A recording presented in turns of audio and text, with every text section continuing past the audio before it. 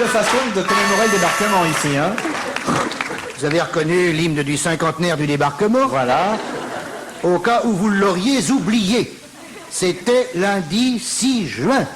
12 chefs d'État se retrouvent sur le yacht d'Elisabeth II. Et pas un seul avion allemand pour lâcher une bombe.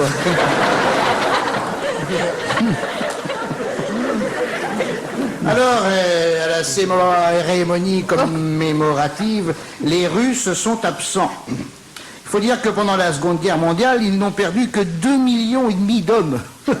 C'est ridicule, non? En fait, ce sont eux qui ont flanqué la pâtée aux nazis, mais on n'allait tout de même pas fêter le débarquement à Stalingrad.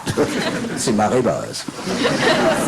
Mardi 7 juin, dans l'Orléanais, 16 jeunes lycéennes imposent le port du foulard dans leur lycée.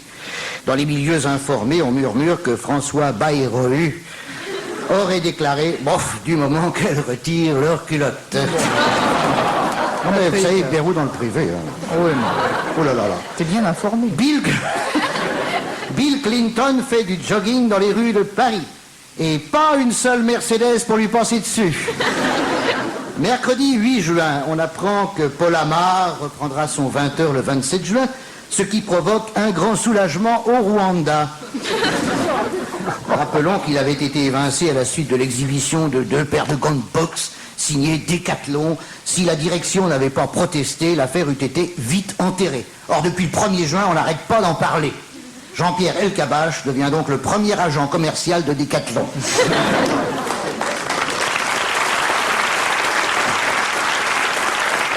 Air Inter, un avion sur 2 vole, l'autre essaie.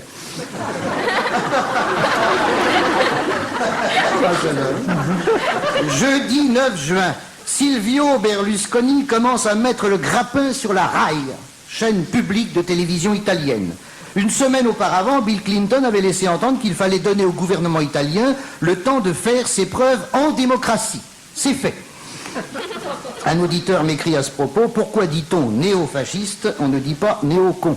Merci monsieur l'auditeur. On a des auditeurs qui ont un talent fou. Hein, Absolument. Ah oui.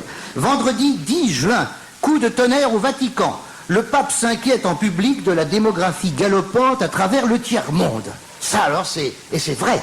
Alors, il va donc recommander le port du préservatif, supprimer l'interdit qui frappe l'avortement, secouer la torpeur du clergé. En tout cas, félicitons-nous de voir que rien à cirer compte un auditeur de plus. Et enfin, samedi, la feria a recommencé à se manifester dans le sud.